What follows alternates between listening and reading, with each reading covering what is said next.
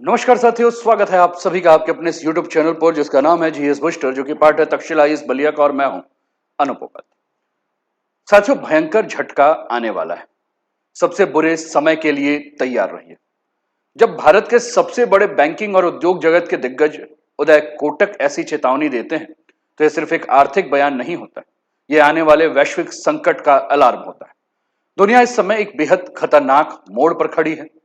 एक तरफ America Iran टकराव, दूसरी तरफ इजरायल ईरान तनाव, तेल की कीमतों में संभावित विस्फोट, समुद्री व्यापार मार्गों पर बढ़ता खतरा और वैश्विक आपूर्ति श्रृंखला में अस्थिरता। ये सभी संकेत बता रहे हैं कि दुनिया एक बड़े आर्थिक और भू राजनीतिक तूफान की ओर बढ़ रही है। अगर पश्चिम एशिया में हालात और बिगड़ते हैं तो इसका सीधा असर दक्षिण एशिया पे पड़ेगा। भारत में महंगाई बढ़ सकती है, रुपया कमजोर हो सकता है, पेट्रोल डीजल की कीमतें आसमान छू सकती है और शेयर बाजार में भारी उथल पुथल देखने को मिल सकता है। लेकिन यह संकट सिर्फ भारत तक सीमित नहीं रहेगा। नेपाल, दक्षिण एशिया के अन्य देश भी जो है इसके चपेट में आ सकते हैं, क्योंकि नेपाल की अर्थव्यवस्था आज भी भारत से आने वाले आयात और ईंधन आपूर्ति, व्यापारिक मार्गों और विदेशों से होने वाली धनराशि पर बहुत अधिक निर्भर है। तो अगर भारत पर आर्थिक दबाव बढ़ता है तो उसकी लहर काठमांडू से लेकर पूरे दक्षिण एशिया तक महसूस होगी। अब सवाल सिर्फ युद्ध का नहीं है, सवाल यह है कि क्या दक्षिण एशिया आने वाले वैश्विक आर्थिक झटके के लिए तैयार है। और आज हम इसी मुद्दे के ऊपर विस्तार पूर्वक चर्चा करेंगे। साथियों, तटस्थ होकर अगर इस पूरे वीडियो को अगर आप देखेंगे तो आप ये भूल जाएंगे कि आप भारतीय हैं, नेपाली हैं, बांग्लादेशी हैं, पाकिस्तानी हैं, श्रीलंका है के हैं कि कहां के हैं। इस समय आपको एक विश्व के मानव के नाते जो है ये समझना होगा कि इस समय ये जो आर्थिक संकट की स्थिति बनने वाली है, ये विश्व के सारे देशों को जो है वो प्रभावित करने वाली है। साथियों, वीडियो को अंत तक देखने के साथ साथ अगर अभी तक आपने चैनल को सब्सक्राइब नहीं किया है तो चैनल को सब्सक्राइब करके बेल आइकन दबा दीजिए कि यहां आने वाले हर वीडियो का नोटिफिकेशन आपको टाइम पर मिल सके, जिससे कि आप तुरंत जो है वो लाइव होकर इसका आनंद उठा सके। साथियों, वीडियो पसंद आए तो अपने मित्रों के साथ भी शेयर करना ना भूलें। तो चलिए शुरुआत करते हैं आज के सेशन और आज का टॉपिक है जियो पॉलिटिक्स का खतरनाक दौर, भारत नेपाल पर बड़ा खतरा। समाचार पत्र अगर देख लें तो बिजनेस टुडे, एनडीटीवी और हिंदुस्तान टाइम्स, तीन को हमने जो है आज के लिए लिया है। बिजनेस टुडे लिखता है, get ready to tough times, Uday Kotak warning as Iran conflict impacts India triggers WFH warning. NDTV लिखता है, shock is coming, Uday Kotak backs PM issue warning over Iran war. Hindustan Times लिखता है, PM Modi appeal amid rising fuel cost, middle east crisis makes Indian swaps euro for this travel destination. तो चलिए topic को समझते हैं। साथियों, पश्चिम एशिया बहुत ज्यादा महत्वपूर्ण बन चुका है और आखिर डर जिस बात का है वो यही है कि दुनिया का एक बड़ा हिस्सा आज भी तेल और गैस के लिए पश्चिम एशिया के ऊपर निर्भर है। और यही कारण है कि जब ईरान से जुड़ा हुआ कोई बड़ा संघर्ष बढ़ता है तो पूरी दुनिया की अर्थव्यवस्था के ऊपर जो है वो खतरे के बादल मंडराने लगते हैं। और सबसे बड़ा डर होता है तेल आपूर्ति बाधित होने का, समुद्री व्यापार मार्ग बंद होने का, बीमा लागत बढ़ने का, ऊर्जा महंगाई विस्फोट का। और इस पूरे संकट का केंद्र जो है वो है हॉर्मुज जल डमरू मध्य, यानी कि हॉर्मुज स्ट्रेट। इसे दुनिया का सबसे महत्वपूर्ण तेल मार्ग जो है माना जाता है। माना यह भी जाता है कि दुनिया के लगभग 20% तेल जहाज इसी रास्ते से गुजरते हैं। और अगर यहां युद्ध या सैन्य टकराव बढ़ता है तो कच्चे तेल की कीमतें अचानक आसमान छू सकती हैं। और जैसे ही तेल महंगा होगा वैसे ही पूरे विश्व में महंगाई, परिवहन लागत, उद्योगों का खर्च जो है वो बढ़ जाएगा, जिससे कि आम लोगों की जिंदगी प्रभावित होने लगेगी। और यही वजह है कि मिडिल ईस्ट का हर तनाव यह सिर्फ क्षेत्रीय संघर्ष नहीं बल्कि वैश्विक आर्थिक खतरा जो है वो बन चुका है। अब अगर हम बात करें तो आपकी स्क्रीन पर जो तस्वीर है ये उदय कोटक की है और इन्होंने कहा कि shock coming India Nepal economic crisis. तो ये बातें क्यों उदय कोटक के द्वारा कही गई है?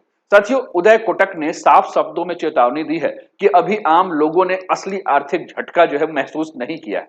उदय कोटक के अनुसार अगर हम बात करें तो अभी तेल कंपनियां बढ़ती लागत का बोझ खुद उठा रही हैं, लेकिन यह स्थिति ज्यादा समय तक नहीं टिकेगी। उन्होंने कहा कि बहुत बड़ा झटका आने वाला है, कोटक ने यह भी चेतावनी दी है कि भारत को अब रणनीतिक सतर्कता की नीति जो है बना के रखना होगा, यानी सिर्फ आज की स्थिति नहीं बल्कि आने वाले वर्षों में खतरे को ध्यान में रखकर तैयारी करनी होगी। उन्होंने साफ कहा कि सरकार को लंबी अवधि की रणनीति बनानी होगी, कंपनियों को केवल तिमाही मुनाफे से आगे का सोचना होगा। सिर्फ शेयर बाजार की तेजी से विकास को मानना एक खतरनाक सोच हो सकता है। उदय कोटक ने दुनिया की बदलती राजनीति पर बड़ा संकेत दिया है। इन्होंने यह भी कहा है कि अब जो है वो पूरा का पूरा मॉडल चेंज हो रहा है। अब मॉडल जो है वो दावोस सहयोग मॉडल से निकलकर जनजातीय भू राजनीतिक दुनिया की तरफ बढ़ रहा है। दावोस का मतलब है कि सब एक दूसरे को कोऑपरेट करें, सब मिलकर चलें, और जनजातीय यानी कि ट्राइबल जियो पॉलिटिक्स का मतलब कहें कि संसाधनों पर कब्जा करने की बात हो रही है। यानी कि अब देश जो है वो आपसी सहयोग से ज्यादा नियंत्रण, संसाधनों पर कब्जा, रणनीतिक दबाव और शक्ति प्रदर्शन की राजनीति जो है वो खेल रहे हैं। यानी आने वाला दौर केवल आर्थिक प्रतिस्पर्धा का नहीं बल्कि वैश्विक शक्ति संघर्ष का दौर हो सकता है। साथियों, वैश्वीकरण इस समय कमजोर पड़ रहा है। अगर हम बातों को लेकर चलें तो 1990 से 2020 तक दुनिया ने वैश्विक व्यापार, ओपन मार्केट और अंतर्राष्ट्रीय सहयोग का दौर देखा।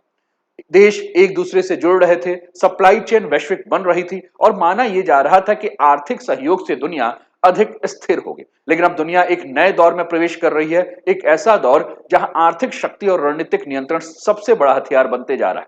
अब दुनिया तेजी से जो बढ़ रही है वो संसाधन राष्ट्रवाद की तरफ, ऊर्जा युद्ध की तरफ, व्यापारिक गुटबंदी की तरफ, रणनीतिक सैन्य गठबंधन की तरफ, सप्लाई चेन के राजनीतिक हथियार के रूप में जो है इसको इस्तेमाल कर रही है। और आज हर बड़ी शक्ति एक ही सवाल पूछ रही है कि तेल के रास्तों पर नियंत्रण किसका होगा, दुर्लभ खनिजों पर कब्जा कौन करेगा, आर्टिफिशियल इंटेलिजेंस के लिए जरूरी चिप्स जो है वो किसके नियंत्रण में होंगे, समुद्री व्यापार मार्ग किसके प्रभाव क्षेत्र में होंगे। यानी कि अब संघर्ष सिर्फ सीमाओं का नहीं, संसाधन, तकनीक, ऊर्जा और वैश्विक नियंत्रण की जो है लड़ाई बन चुकी है। और यही कारण है कि आने वाले वर्षों में जियोपॉलिटिक्स सीधे आम लोगों की अर्थव्यवस्था, महंगाई, रोजगार और जीवन शैली को प्रभावित कर सकता है।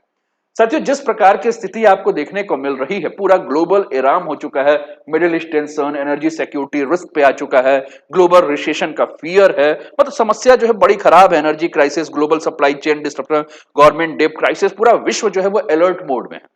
साथियों, आज अगर विश्व अलर्ट मोड में है, अमेरिका, चीन और ईरान, आप देख ही रहे हैं कि कल ट्रंप जो है वो बीजिंग पहुंचे हुए हैं। यानी कि दो कट्टर दुश्मन अमेरिका और चीन जो हैं, जो एक दूसरे को देखना नहीं पसंद कर रहे हैं, वो भी दोस्ती की बात कर रहे हैं। और साथियों, आप जानिए कि जब दो दुश्मन दोस्त बनते हैं तो बलि किसी ना किसी की चढ़ती है, और यहां बलि चढ़ने वाली है ईरान की।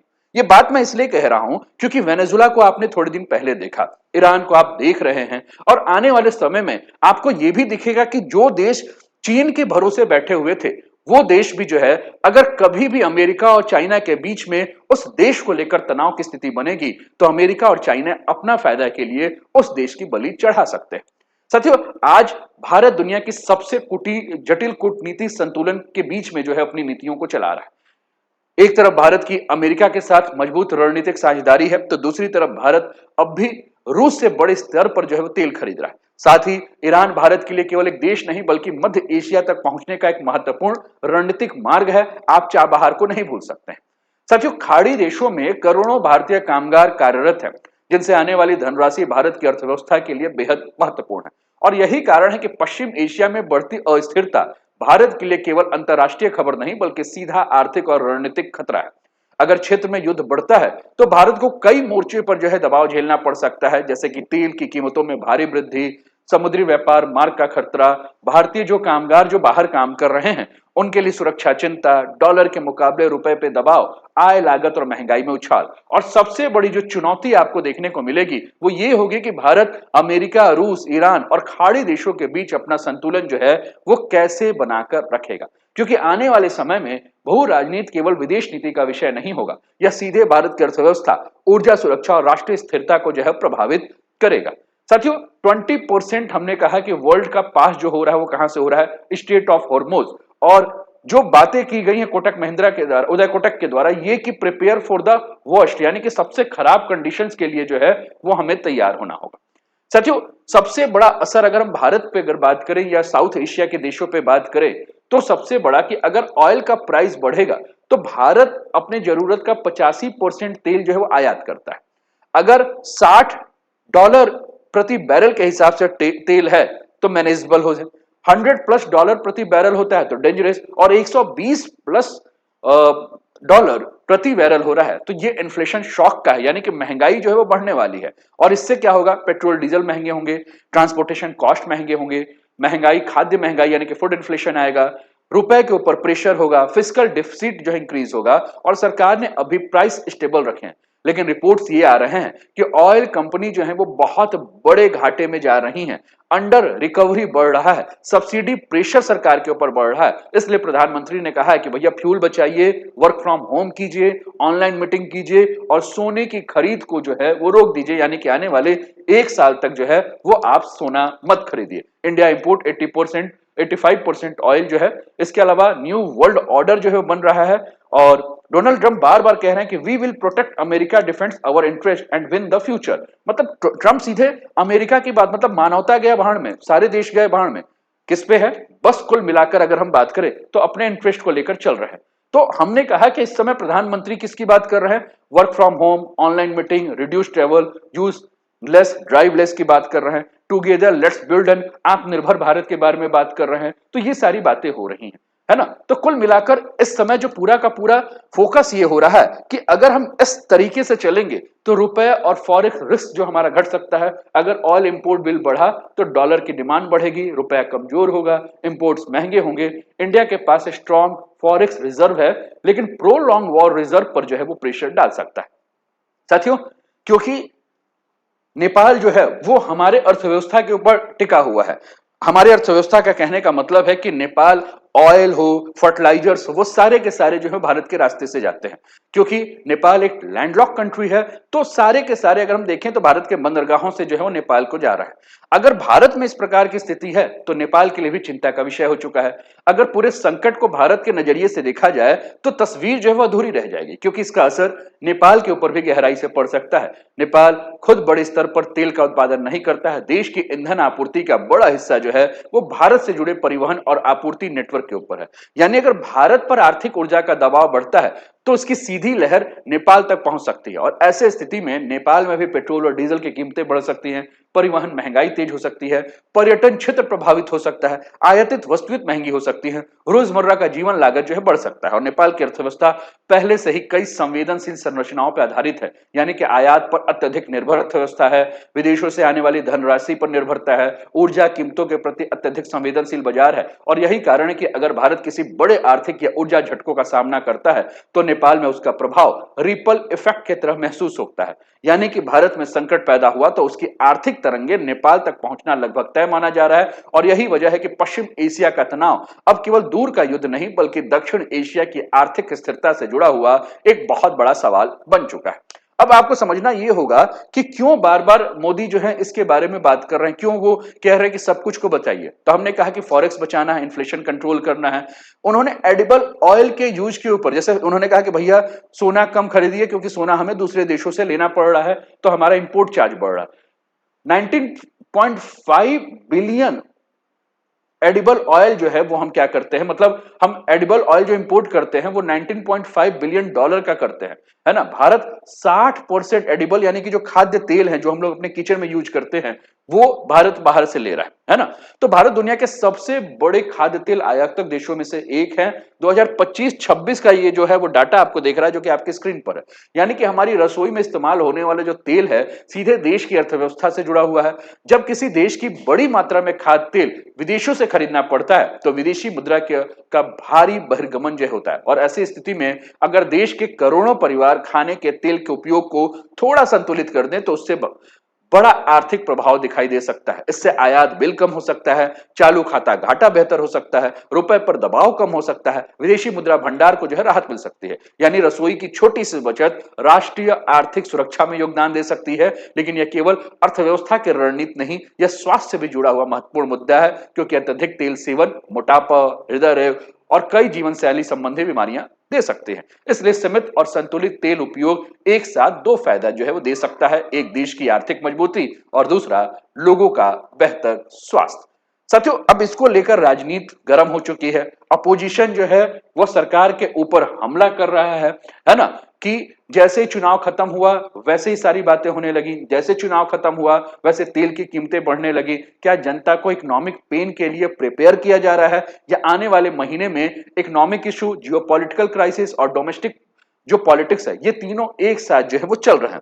जैसा कि मैंने नेपाल के बारे में जब चर्चा किया तो मैंने कहा कि वो भी रिस्क हो सकता है। और आप ये देख लीजिए, इंडिया नेपाल के बीच में 8.8 बिलियन डॉलर का जो है वो एनुअली ट्रेड होता है ना। अगर हम बात करें ग्लोबल ऑयल क्राइसिस का, तो ये सारे इफेक्ट्स जो है वो आपको देखने को मिलेंगे। इसके अलावा हमने बात किया इंडिया नेपाल इकोनॉमिक कनेक्शन के बारे में, तो इंडिया जो है वो नेपाल को fuel, food, medicine, construction material supply करता है ना। की ट्रेड रूट्स जो है वो रक्सौल, बीरगंज, जोगबनी है।